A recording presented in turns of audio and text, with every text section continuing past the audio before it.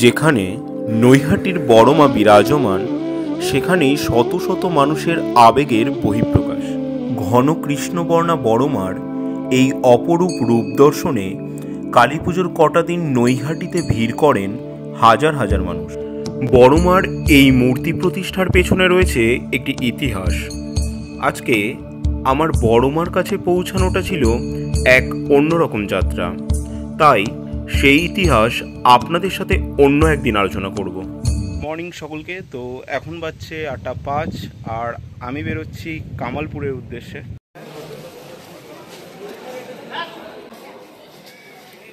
যেহেতু আমাদের এখান থেকে রানাঘাট কোনো ডাইরেক্ট ট্রেন নেই, তো আমি এখান থেকে প্রথমে হাওড়া ইন্টারসিটি ধরেছি। তো ওখান থেকে আমি ব্যান্ডেলে নামবো, তারপর ওখান থেকে ট্রেন চেঞ্জ করব।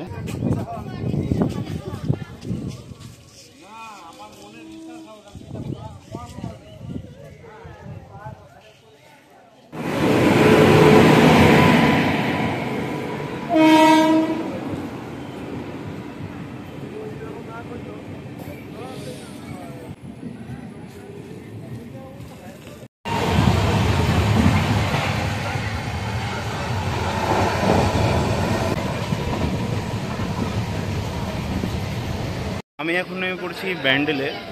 এখান থেকে আমাকে এখন যেতে হবে নৈহাটি। তো আগের দিনের মতোই হচ্ছে ব্যাপারটা, কারণ 3টে ট্রেন চেঞ্জ করতে হচ্ছে। নৈহাটি থেকে আবার রানাঘাট যেতে হবে, সেখান থেকে আবার কামালপুর।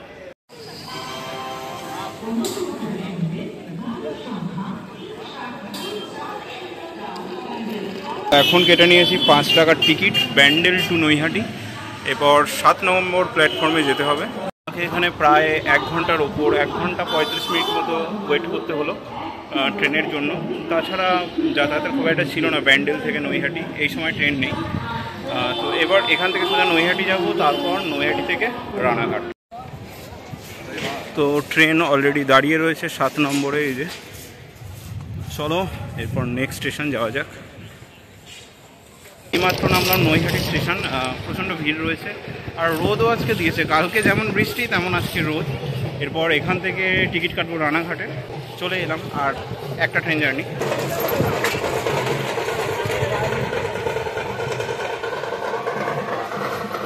নৈহাটি এসছি, একবার বড় মার কাছে যাওয়ার তো ইচ্ছা করছে, কিন্তু আজকে সত্যি সময় নেই। বড় মাকে এখান থেকেই বলছি আবার আসবো। কালী পুজো তো চলেই এলো, কালী পুজোতে আবার গতবারের মতোই আবার হবে।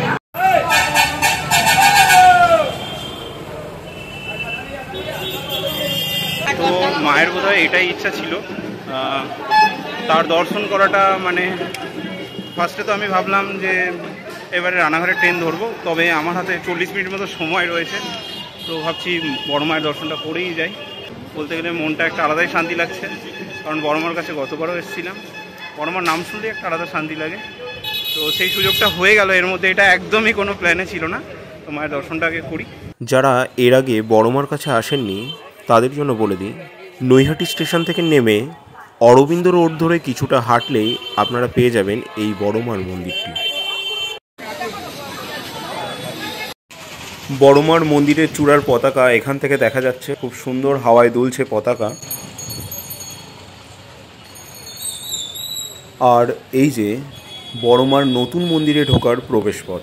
তো দেখতে পাচ্ছ এখন চলে এসেছি বড় মার মন্দিরের একেবারে সামনে।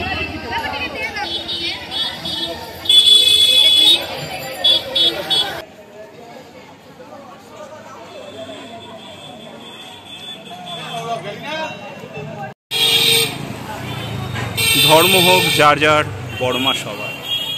জয় বড় মা।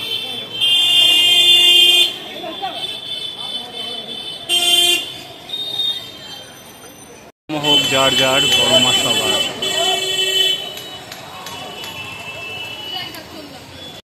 চলো এরপর প্রবেশ করা যাক এখান থেকে।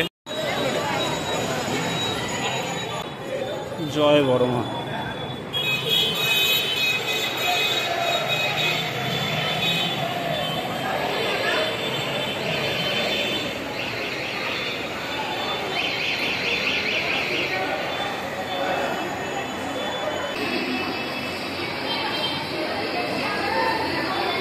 জয় বড় মা, জয় বড় মা, জয় বড় মা।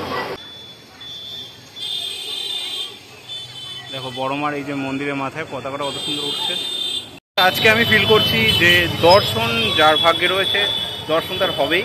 তো মানে এটা তো কোনো প্ল্যানেই ছিল না, আমি সত্যি রানাঘাট বেরিয়ে যেতাম, কিন্তু এই অল্প সময়ের মধ্যে 10 মিনিটের মধ্যে এসে বড়মার দর্শন করেছি। ভিতরে ঢোকার মতো পজিশন ছিল না, কারণ তোমরা জানোই মন্দিরটায় ভিড় থাকে, আর আজকে তো শনিবার, আজকে আরও ভিড় রয়েছে।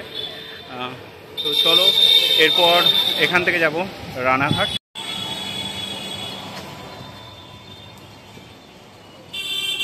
বড়মার দর্শন করে নিয়েছি, মানে আজকের যাত্রা খুব ভালো হবে, তা নিয়ে আর কোনো দ্বিধা নেই। এরপর আলাদা একটা এনার্জি কাজ করছে, কারণ কালকে অত রাতে বাড়ি ফেরার পর আবার এই যে সকাল সকাল উঠে বেরোনো, এনার্জির তো একটু দরকার আছে, তাই না বলো?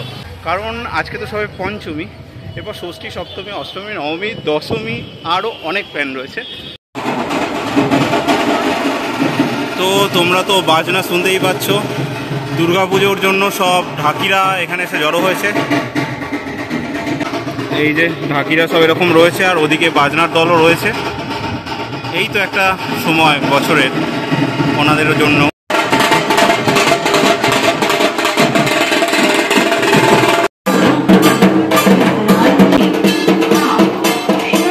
এরপর আমি যাচ্ছি রানাঘাটের কামালপুরের বিশ্বের সবথেকে বড় দুর্গা দর্শনে, যেটা তোমরা দেখতে পাবে ভিডিওর পরবর্তী অংশে। আর এই ভিডিওটা তোমাদের কেমন লাগলো কমেন্টে অবশ্যই জানিও।